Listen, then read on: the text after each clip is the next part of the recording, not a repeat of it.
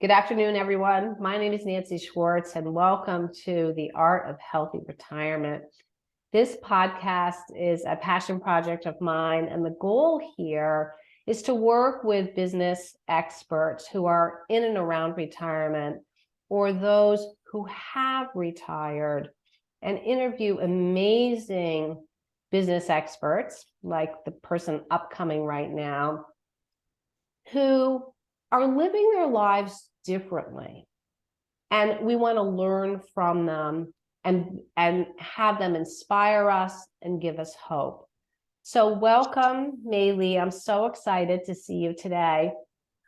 And you've been a dream person that I've been dreaming in my mind that I want to do this, but here you are. Awesome. And May, for our audience who may not know, she's a very successful executive who has changed the course of her life several times over, and in her spare time is building this legacy business and also is a published author. So May, tell us a little bit about yourself and what the skinnies are and what trouble you're into today. I'd love to know. Well, thanks, Nancy. It's a pleasure to be here with you, and thank you for that introduction. Very humbled by it. So I'm Mei Lee. I'm living here in Dallas, Texas, and I grew up in this country. My parents immigrated from China, and I grew up in a town called Monroeville, Pennsylvania. And we had a lot of fun as kids. You know, I'd ride my bike around and I played the piano. And the interesting part is that my parents wanted to instill in us a very strong ties to our heritage. So inside our home, it was kind of like being in a Chinese family, very strict, very focused on education, doing well in school, a lot of obedience, doing what your parents say and no talking back. And then outside world was, of course, America, right? And going to school in America, and of course, it was interesting. So it was kind of like growing up in a bicultural environment. Yeah.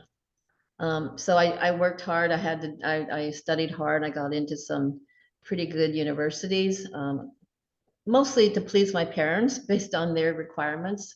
And I ended up with a PhD in molecular biology from Columbia University. And then proceeded to, launch my career. And so there were some interesting twists and turns along the path, of our life journey, as many of us have had, and you have too. So, but I'm very happy to be here and share what my mission and what my vision is for the future. Awesome. We can't wait to get to that. But first, let me get to that some of the twists and turns, if I may. So I believe, May, you have this incredible fortitude within you. And this really, for our audience, this is an exceptional story. And I want to ask May how she was able to change her belief system in order to divorce her husband.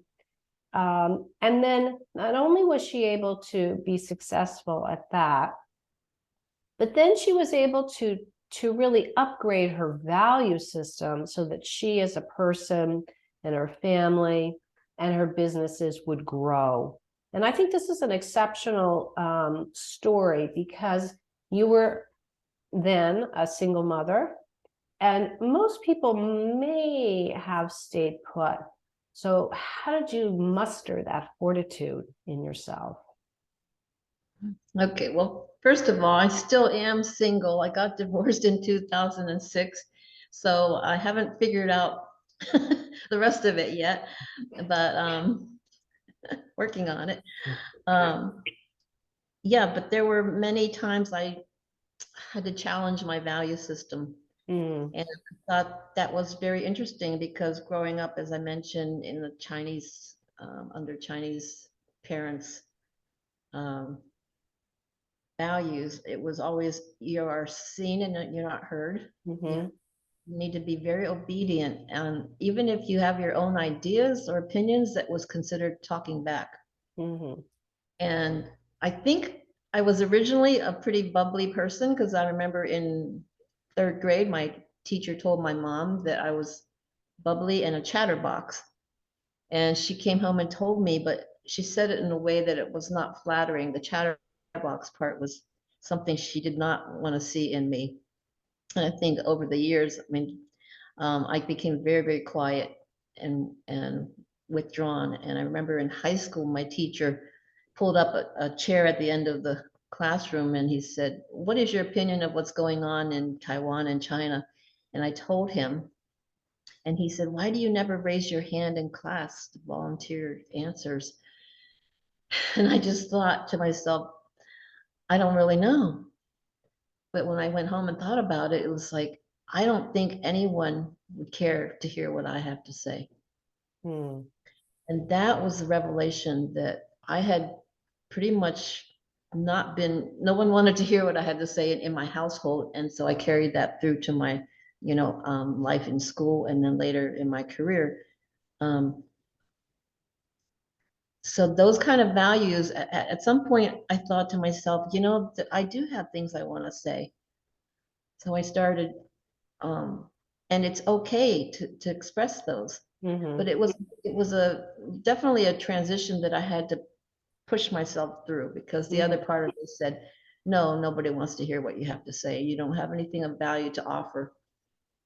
But how can you live a fulfilled life? How can you live a meaningful life? And I thought, I don't even deserve to take up space on this planet and breathe the air. That's the kind of mindset I had way back. And then I thought later, as I kept taking programs, and well, you asked me about my divorce. So the Mm. divorce also, I married a man who said whenever I punish people by ignoring them, that was his way of punishing them. And of course, eventually, I was just another one of those ignored people in his life. And I felt very suffocated, very Mm. suffocated. Um, but Nancy, it's not like it was not necessarily his fault or anybody's fault, right? So in the end, you take ownership and you take responsibility. And I said, enough is enough. I feel suffocated. I need to grow. I need to get out and I need to just blossom. And it was always a conflicting struggle, conflicting messages. You stay in a corner, you keep invisible, you stay safe, you don't want to venture out. But then the other part of you says, hey, you have something to say, you deserve to put it out there. Yes. And that was the kind of the journey I took of up and down, out, putting yourself out, coming back in, um, until finally you reach a point where you're pretty consistent. Yeah, that's just such an inspiring story. And thank you for sharing that with us. I just knew, yes, Sorry, it's you would long deliver. You would story. deliver on that. Very cool. Let's come to your business now. And I'm really interested, you mentioned in your opening with your PhD, but you also, May is very, very, very humble. Significant other degrees under that PhD, so don't let her fool you at all. But what I want to know is why do you have this curiosity to this millionaire's mindset? May will tell us all about that. But not only was it a curiosity, but you developed science and protocols and designed research around that, which is really extraordinary.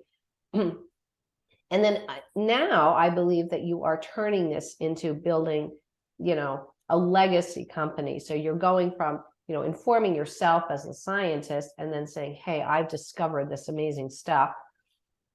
And, saying, thank God May came out of the corner and said, I have ideas, world. And now she's being able to share that. So please take it away. I'd love to hear. Well, I think it goes back again to the family values and environment and people and who influenced us as children. But I think there was always some sort of a measurement of success. Like, how do you know you're successful? If you don't look at things like the degrees that you have, or your bank account, or the kind of car you drive, or the size of the house you live in, or the size of the parties you give, or how many, vacations you take and where you're going. And I think that's still part of society that we often, we hold people up as heroes that achieve that level of financial success in the world, like your Jeff Bezos and your, Warren Buffett and Elon Musk. Now, at the same time, they also did things that were very disruptive, right, to the industries that they were in. They made great improvements that society welcomed and embraced, of course. But for some of the more average people out there, it still became, let's show off what kind of cars we have, what kind of houses we have. And my father always stressed that education and hard work would be the key to success.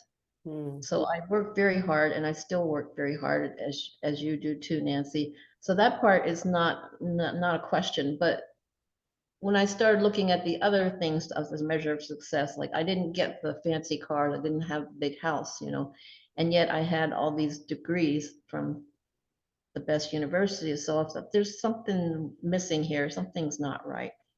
Something's not adding up. And so I began to research that. And the other thing is, my father really wanted all of us to get PhDs and to study science. And so I kind of did that to please him, right? And I was fortunate that I could do it, but it wasn't really my passion. It wasn't really resonating with my core, who I was as a being. And I think that's very important to share with everybody, especially women these days. You need to find something that resonates with you, that you truly believe in and inspires you. So it took me a while to find what that path was, but as along the journey, I moved out of the laboratory because I didn't really like data. I mean, how can you be a scientist and not love data? Right. And I didn't be with people who are in their heads so much, with the data and the knowledge of scientific. I love science and I love what it does for society, but that's not where I wanted to be. And I found that I like to be on the people side of things. I really have a curiosity of how people think, and because of my own journey of becoming more empowered and finding my strength, I wanted to give that back to other women who were struggling and missing some pieces. So that's what happened. And it became the program that I have today, which is the Millionaire Mindset for Women. And impacting the world. Very cool. Impacting the world and helping them. I really love seeing other people succeed. It means a lot to me. And so I would love to be a part of that process for anyone who feels that would help them along their way. It's beautiful. So is this the bigger story of Mei Lee, or is there more? I'm digging. For my audience who don't know me and don't know me, I'm just digging because I think there is. So what is there in there? I think, Nancy, as all of us, like we reach our 50s and 60s, it's just like, that's when we truly start to live. Right. You think of it as in your 60s, you go into retirement and you start sitting in a rocking chair. And I'm like, no way, especially some of us, we had single parents, and we spent so much time not taking a risk because we wanted to make sure there was security to take care of the kids and make sure they got, the foundation they needed. So now is the time when some of us really want to blossom, and we want to do something that's truly meaningful for us, and we want to leave behind a legacy. So I think all of us are exploring that in greater depth, and it's just a fascinating journey to be on at this time, at this stage of our life. I'm so excited for you. I'm one of your biggest champions, to be sure, and all of you listening will be as well. So my last question, up until this date, of course, tomorrow could be something else. What's the most magnificent experience you have had in your life up until today? Well, aside from, having my children and watching them succeed, I would say the most memorable experience would be the day that I defended my PhD thesis. And I remember waking up that morning with this sense of extreme euphoria. It was unforgettable. And I think it was because it's just feeling of floating in air and a feeling of so much joy and lightness. I hadn't even defended my thesis yet. I was about to go in there and do it. So it's kind of being overly optimistic, but it went well and everything was fine. And then, I passed. So what was that feeling of euphoria from? It was making me so happy, right? I think it's because I did work extremely hard at that time, 4 years, to achieve this goal. And there were many setbacks and many frustrations. There were times when I thought, there was time when I worked really late at night at 11 p.m. to get something done, and I had plugged in my gel electrophoresis apparatus with this tiny bit of DNA that I was waiting for my last result. And because it was late, I plugged the electrodes in backwards. So Oh, instead of going into the gel, the DNA went into this huge buffer tank of 500 milliliters, and it was lost. oh no. I'll never forget that. I said, how am I ever going to find that again and get back on track to where I was? So setbacks like that, that I'm sure you have had too, Nancy. You just have to keep persevering.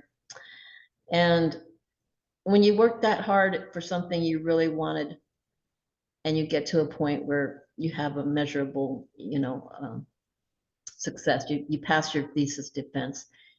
Um, that gives you so much a feeling of exhilaration. Hmm. And it's because of the effort you put in and the times when you thought you were never going to get there and you finally did. Well, congratulations. That's quite an accomplishment, to be sure. Well, And you obviously were able to redo the experiments. So the PhD guys said she's in. She's in yeah. this. Thank you. That's a cool story. I love that. I love that story. So in closing, May, I'm a global person and I'm on the hunt. I'm on the hunt for a better word for retirement. We know we've done a lot of research out there that this is a globally not so liked word. I've heard of a lot of different variations on a theme, and I'm wondering if you'd like to throw some variations on a theme on the table. Can you come up with something that is less depressing, maybe? Oh, I love it, Nancy. I love that question. And I'm sure your audience would love to, chime in with some really creative terms.